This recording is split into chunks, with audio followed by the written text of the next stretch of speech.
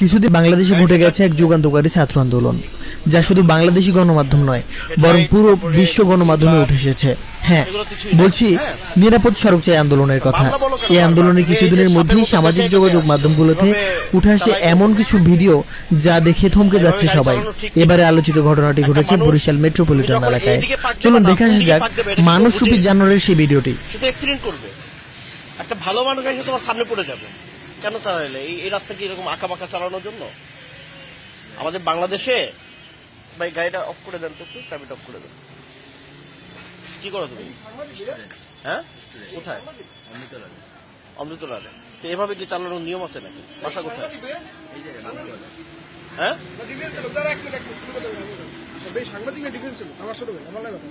আপনার ছোট ভাই, ওর সাথে কথা শেষ হইতে দেন।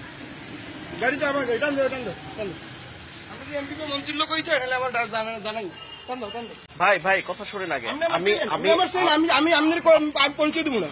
আমি পরিচয় দিব। আপনি আমার পরিচয় দিতে। আপনি ডিফেন্সের লোক। আমি কিরকম কথা কইতেছি বুঝছেন? লিগ্যাল কথা কই আমি, বুঝছেন? আপনি ডিফেন্সের লোক। আমি পুলিশ, আমি অপরাধ শাখা থেকে আসছি। ও আকাবাকা চালায়। আপনি যে পুলিশ আনবে, লইয়েন পুলিশ। পুলিশ লইয়েন, র্যাব লইয়েন, আমরা আওয়ামী লীগ সুদান চান। ভাই আপনি যে আচরণটা করছেন